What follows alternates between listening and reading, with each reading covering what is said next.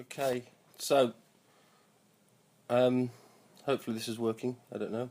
Right, I've created a solid and I've put my little star shape on the desktop. Like if you just notice, I drag that down below. You'll see the star thing appear on the.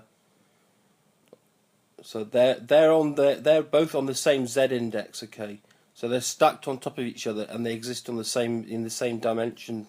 Okay, like a piece of paper lying on top of another piece of paper, exactly the same. Okay.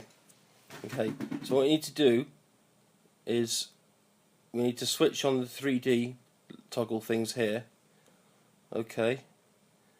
And if you notice when you roll over these little arrow things here, there's a little Y cursor, X cursor change. You see Y over the green, and then over the red it goes to Y.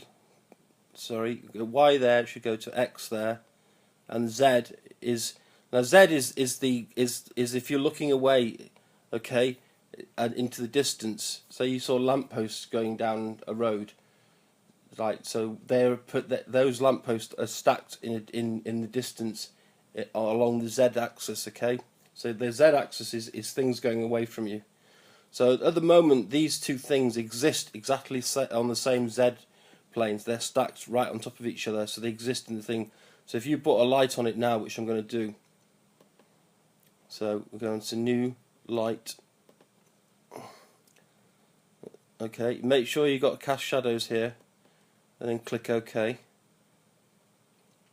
Okay, now you see I roll up to the light thing there. You see if it goes to Z, I can actually drag the light back. Okay, so it's coming towards me now. That light is, so it's coming towards me along the Z index. Okay, so we've got a bit of distance for the light. Okay, all right. Now they won't cast shadows until you switch the shadow thing on. So you have to go down to your banner, where it says, sorry, that's what the actual file's called, banner 2. Okay, I've got very exotic file names, me. Okay, and then you need to switch cast shadows on. Okay, so once you switch the shadows on, okay, you still can't see any shadows, can you? So if we go back to the banner there, and if we just roll the mouse over the Z index there, now if you click and drag, now you're bringing that forward in space. It's coming towards you. Okay, and it's moving away from the background, so that's why a shadow appears. Whereas before, if I just do Control Z, that's just lying on top of each other. So it's imagine if you put your hand on top of a piece of paper, okay, and then when you lift it off, you see the shadow appearing underneath it. So let's just do that again. So we roll over the blue, go over the Z index, and you can bring that forward in space. Okay, and like so.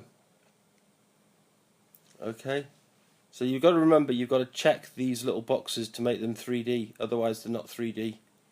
Okay, and look, also up here, if you look up at the top of with the rotation tool there, is that you can rotate an object along these axes as well. So if I choose to rotate it along the X, so I click and drag, you see it's now rotating on the X axis, which is the side axis that runs. The X axis is like a metal bar that runs in front of you. Imagine if you were holding with both hands a javelin. Well, that's the X axis. Okay. Now, if you held the javelin vertically, that's the Y axis. Okay. And if you held the javelin pointing away from you, that's the Z axis. Okay. So it's like a graph in graph paper.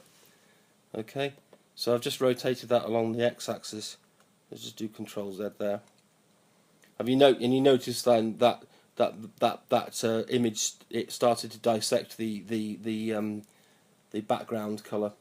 it actually went into it. So, alright, anyway, so that's, just have a look at that and see if that makes any sense.